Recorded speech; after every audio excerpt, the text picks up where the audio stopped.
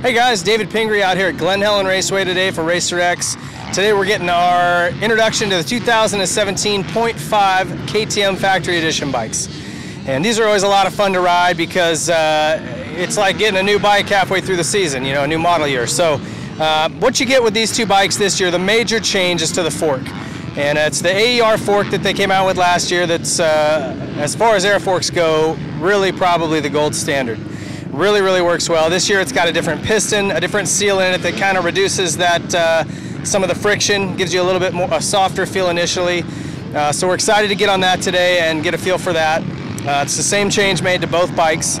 And then on top of that, with the factory editions, you know, you obviously get the graphics kit, the TLD kit on this bike. You get the orange frame, the orange triple clamps. Comes with gray ODI lock-ons, which is a little different.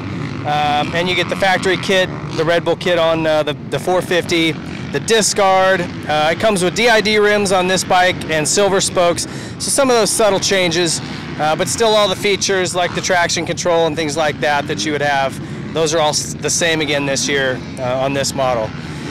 One thing on this graphics kit too, the numbers are actually the only thing that don't come sort of pressed onto the plastic where they don't come off. So it just comes with a black background and you can either throw the 26 on or not, put your own number on obviously. So just so people are concerned about the numbers when they buy these bikes, you don't have to have those numbers on them. But that's really the major changes to these bikes. We're going to go out and try to get a feeling for this fork. I'll give you guys some good ideas of where to start as far as setting goes. I got Bryce Vallee with me today, who's a former pro racer. He is currently working with some companies like Rinse Kit and Giro Helmets, and he is just pretty much an all-around bad dude. So he's going to give me a hand today, and we'll get back to you guys with our impressions of the 2017 Factory Editions, as well as some settings to get you started if you pick one of these up.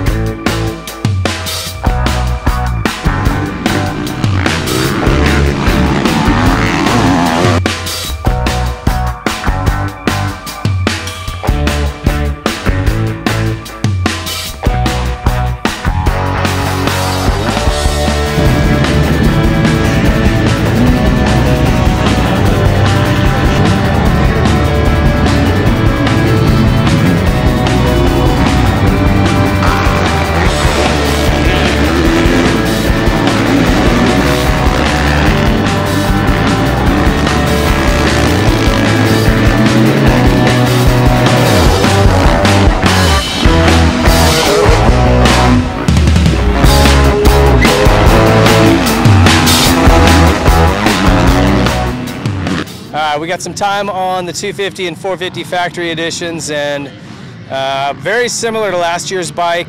I was impressed that I was always able to jump on this thing and feel comfortable right away with very little changes. The gearing I liked.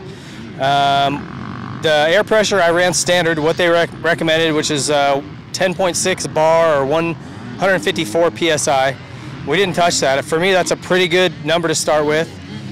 Glen Helen was different today. It was really muddy and wet early, so rutted and deep and not what we would typically have out here. I ended up going 4 clicks in on my compression to just sort of balance the bike out. I started at 106 or 107 on the sag. They recommend 105. I kind of like mine to squat a little more, so just by stiffening those forks a little bit, I got to find a nice balance. I think I softened the rear. No, I'm sorry, I went in a quarter turn on the high speed on the back shock as well. And so that's where that's it. That's all I did. And I was pretty happy with that. Comfortable, it held the front end up as I would come into those deep ruts, and seemed to work really well. So very few changes. The engine's still strong, you know, it's been a great motor. No changes for that. I went through the maps. I like the aggressive map on this thing. I think intermediate expert riders probably will. If you're cruising or novice rider, you're going to probably like the standard setting. But great bike. So Bryce, you got on the 450. That was kind of your baby today. Tell me what you thought of this thing, your general impression. I was blown away that we showed up and basically were riding the bike that you would get off the factory floor at your local dealership, and it felt insane right out of the box. So we made some minor adjustments to the forks and went 2 clicks stiffer on the forks, and then messed with the shock a little bit and got it working exactly how I'd want it to do it. It's fun to play around with the mapping, the different ignitions, and the traction control, especially today. It was a little bit muddy, so worked out good. And you were saying with the traction control, you actually found you could climb up out of ruts if you wanted to pull out of them. It kind of gave it a more tractable feel, let you do some things you couldn't do otherwise. Yeah, especially if you get into a rut that's got a real steep inside wall and you try to gun it to get out early, and it kind of counteracts you giving it too much throttle. Essentially felt like a Jeep kind of crawling its way out. So no matter what I did throttle-wise, it would correct it and make it right, and I could track out at any steep inside wall and then get to the line that I needed to get for the next corner. So when dummies like you would make bad throttle decisions, it would just correct it for you. Yeah, it's great to have it. I fell in love with it on the first lap because I'm horrible with the throttle. So.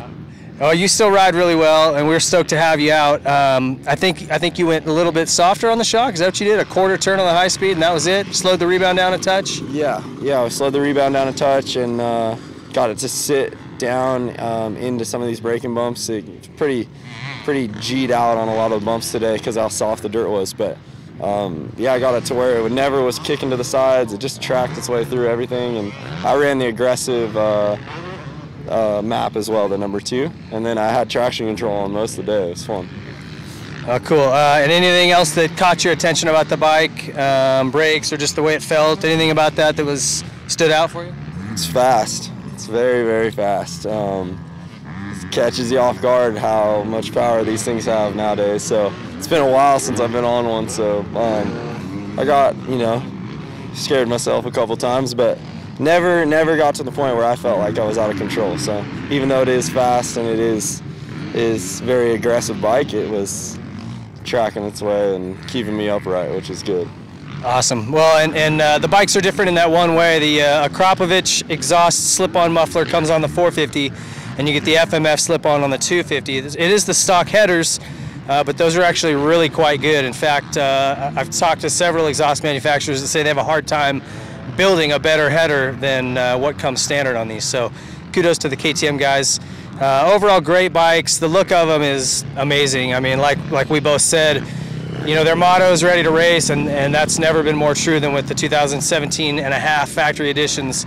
You literally can turn a couple clicks and take these things racing. So thank you to KTM for having us out. Thanks for watching. Bryce, thanks for coming out and helping. Thank you guys for letting me come. You got it. We'll see you guys at another video soon.